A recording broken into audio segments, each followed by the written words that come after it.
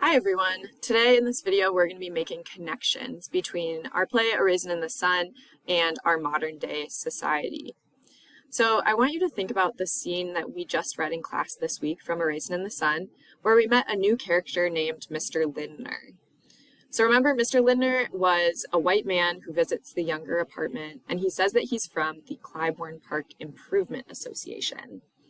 And we learned through this conversation with Mr. Lindner that his goal is to try and get the Younger family not to move into this neighborhood.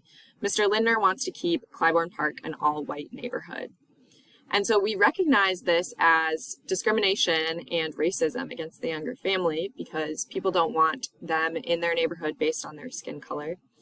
And this play is set in the 1950s, but we today are going to be looking at a study from 2013, so a lot more recently, about how discrimination in housing has continued to this day.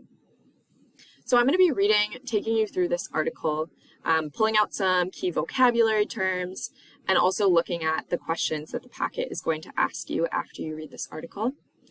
So before you start reading, I would suggest that you look at the questions that you are going to be asked to answer. The first question you will answer is, the article describes a recent study about housing discrimination. Who did the study, when, and how many people participated? So that's something to be looking out for in paragraphs 1 through 4.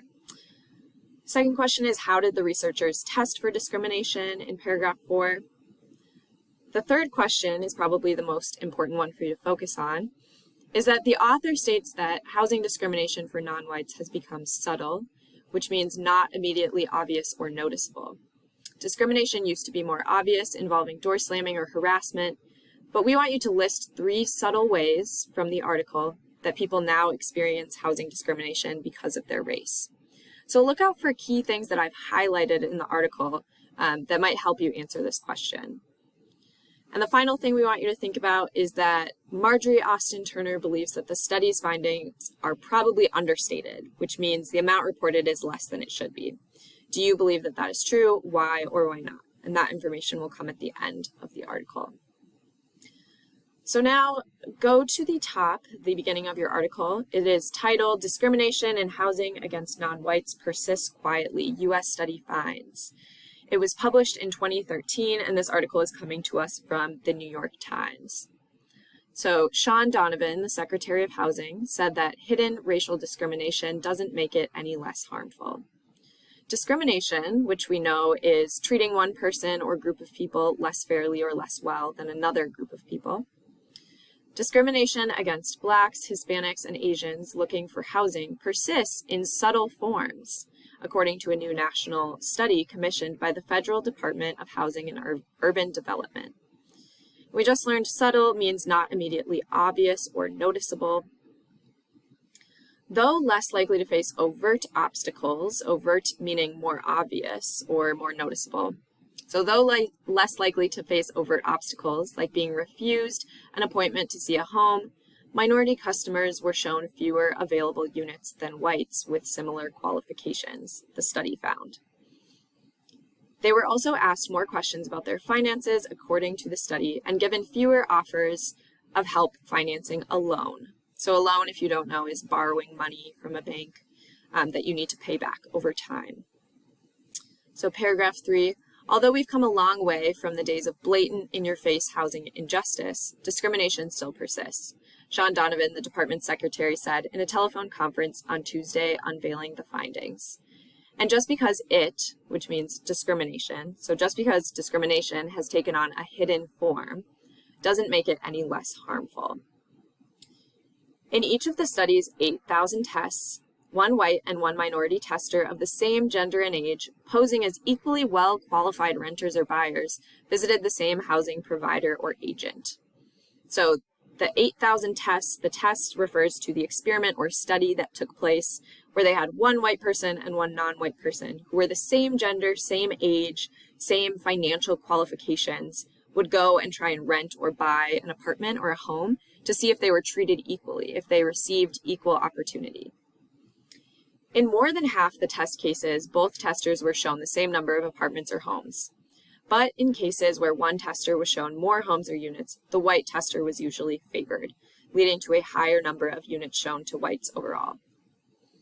In one test, a white customer looking for a 2-bedroom apartment was shown a 2-bedroom and a 1-bedroom and given applications for both, while a Hispanic customer who arrived 2 hours later was told that nothing was available. So obviously that is a form of discrimination and racism, that the white customer was shown available apartments and a Hispanic customer was not. In another, a real estate agent refused to meet with a black tester who was not pre-qualified for a loan, while a white tester was given an appointment without being asked if she had pre-qualified. So again, another form of discrimination.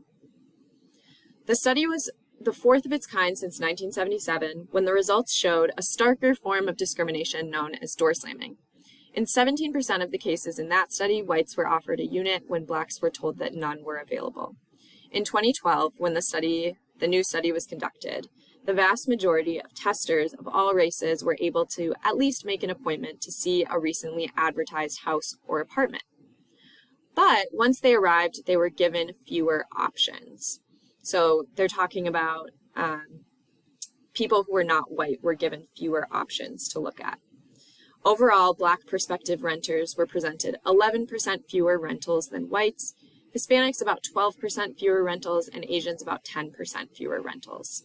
As prospective buyers, blacks were presented 17% fewer homes, and Asians 15% fewer homes, but Hispanics were given the opportunity to see roughly the same number of homes as whites.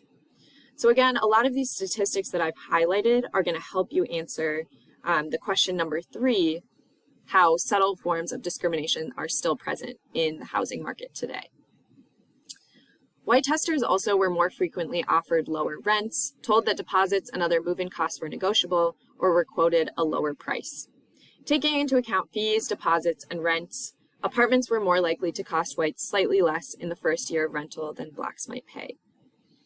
The study did not examine discrimination in lending practices, though there is already considerable evidence that minorities have suffered significantly from predatory lending, and were far more likely during the housing boom to be offered subprime loans, even if they qualified for cheaper conventional mortgages. Sorry about that.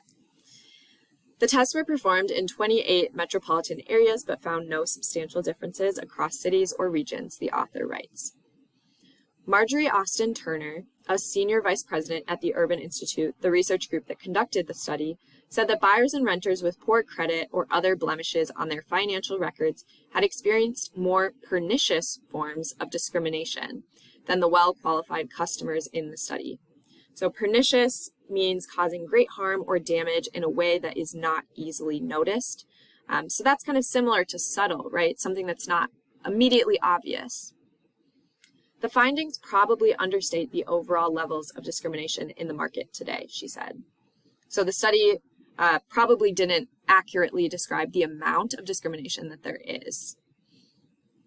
Even subtle discrimination, like steering minorities to certain neighborhoods or failing to offer them the homes that most likely increase in value, would result in substantially weaker accumulation of wealth, said John Taylor, the president and chief executive of the National Community Reinvestment Coalition, which seeks to improve housing in underserved communities.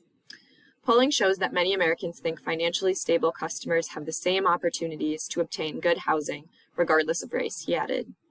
A study like this, he said, helps you understand that there really is a very different treatment occurring when it comes to things like housing and lending. All right, so that is our article about this study that was done in 2013, showing us that even though things might not look exactly like they did in the 1950s in our context of A Raisin in the Sun, this discrimination and racism in housing still exists today, making it a lot more challenging for non-white people to have cheap rent and to buy homes at an equal rate as white consumers or buyers. So now that you've read this article, I want you to go through and answer these 4 questions at the bottom here. And then your should do is to make some connections to the play, which we've already talked a little bit about in this video. And your aspire to do is a call to action to write a short letter making an argument or raising awareness about this issue of racial discrimination in housing. So I'm excited to see what all of you come up with, and let me know if you have any questions.